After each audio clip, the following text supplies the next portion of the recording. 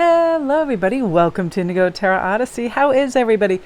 Oh my gosh, talk about beautiful synchronicities. This patience card coming up, and I was at the beach today and we had all our beautiful cranes that were there. We had, just everything.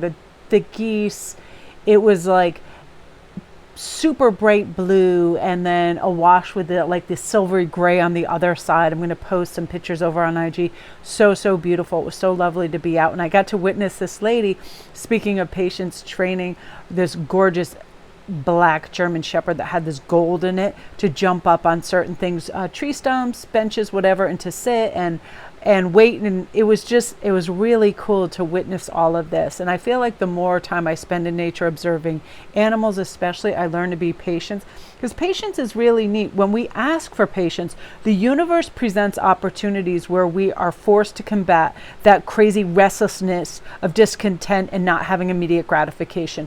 For sure. I test myself with this in many regards, especially when it comes to impulsive spending. If I'm in a store, if I see something I really like, I'll say, you know what, don't get it today. If you really want that, that will stay in your, psyche, and you'll be pulled back to it. And if it's something you really want, you can wait a day, you can wait 48 hours, because we're so used to immediate gratification with everything. It's like anything through the mail, and now even with like Instacart and everything like that, everything can be brought to us, and it lacks some of that lovely anticipation for something to come right when we want immediate gratification. And also, it's one of those things when we ask the universe, when we rethink and we ask the universe for something better, it will remove what no longer aligns with your sort of grand vision. And when you're slipping, the universe will let you know, trust me, it's really happening for you. It's happening for a reason. It's coming in.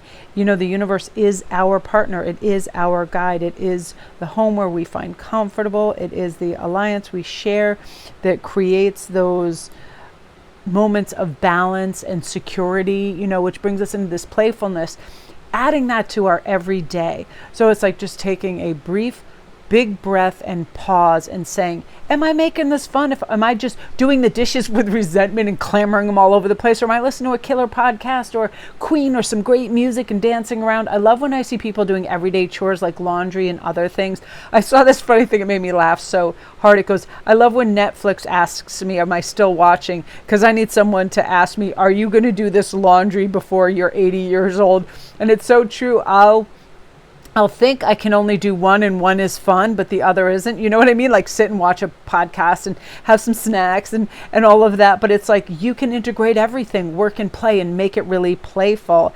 And it is definitely just perspective, because I've seen people have absolute blast raking their lawn. I used to love, and I still do if I have the right clothes, like mowing lawns. It's so satisfying and it's so fun. And I love the smell of fresh cut grass and just being outside. I'm honestly, I think if I had to choose an next vocation, I couldn't do what I do, it would be some sort of outdoor work. It'd be in a gardening center. It might even be like landscaping. I just love that. You know what I mean? It's like it's rooted in that weird conditioned belief that things have to be work or fun, but it's not true. Playfulness can be brought to anything that we're doing, which brings us to prosperity. We can also have playfulness and wonder. I'm really lucky that I can be silly and have fun in my artistic endeavors, jewelry, my reads, and everything, and still prosper and have abundance in my vocation. And we should love what we do, and we should at least like it a lot.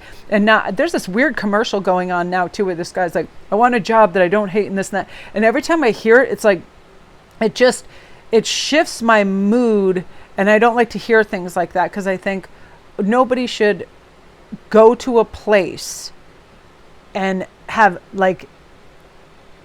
a feeling of, I don't want to go to this place and work.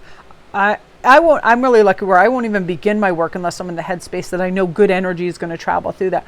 But I always start out any place that I work for others initially very optimistically, but then depending on the workforce, the people, the team members, and other people that are there, that is the environment that's created. And if you're in an environment with like non-creatives, people just be there to do the bare minimum. They don't care about any expertise. They don't care about making things nice for people. Then, it does create an environment. But I feel like we can absolutely, when we add playfulness to everything, that's when we do prosper. That's when we do get good ideas, when we're high vibe and we're happy and we're thinking of this. We always get crazy narratives, right, that come in our head about a person, place, or thing. And why would we want something that brings us pain and suffering? Why would we want that narrative? Again, that is that preconditioning belief that things won't work out the way we hope. And if we're around a lot of people that think that way, we can start to think that way. So let's look also who's around us.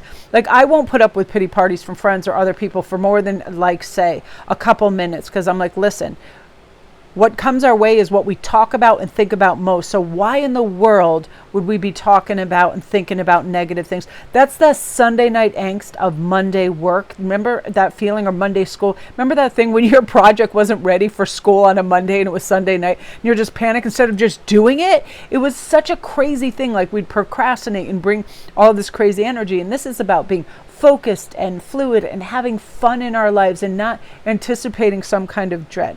Because like anything that happens around us, we can't control what happens, but we can control how we move through the world and how we respond to what comes up. And that is also how we can change our story and get out of that reoccurring loop of frustration, angst, whatever it is. Because I feel like a lot of people have this great new manifesto for a living. And it's like, I'm going to dream and think big, and I'm not going to worry how. I'm just going to know it will. I'm going to splurge on experiences where I go to great restaurants and countries and places, and plan for new future endeavors as well. This incorporates all of this too. But we have to be patient. We're not going to have everything happen overnight. Let's make happy plans to go somewhere and then save towards that, that sort of energy, which I like. Also finding creative outlets, that playfulness, and not pressuring yourself towards doing something awesome. Like, if you want to paint, you don't have to be Bob Ross your first go around. I mean, I've been painting for decades, and sometimes some of the stuff that comes out on the canvas, I'm thinking my cat I could have put stuff on her paws and she would have whipped out something better. Or sometimes I'm blown away just by the patterns and the colors and things. So it's like, have fun with everything. That's what matters. Make that connection to your inner child that says, this is going to be cool as hell. As simple as going on a walk, observing animals. It really is in the simple everyday things that bring us this joy and teach us patience as well. Like, we no longer have to put the label on, I'll be happy when I'm married, when I have a child, when I have the perfect job, when I have the perfect house. It's right now. What are you doing right now? What could you do to make yourself feel good? The best cup of tea or coffee, a nice little snack. Planning for tomorrow. I want everybody who hears this right now to make a happy little plan for tomorrow. What can you do for yourself? A place you can stop at, something you can see, experience, and cultivate excitement for. Because that's what I try to do with every day. Cultivate excitement towards something, some little endeavor I'm going to do. And oftentimes we have to switch it up and get out of our comfort zone because we don't appreciate things that we do over and over and over again. So something new, driving a different way, choosing a new park, a new supermarket, have a different experience, and cultivate the story that I can alter course and have new discoveries. I think I added a B to discoveries. Like, the one thing that I know personally I need is I need newness. I need to learn or see or experience something new.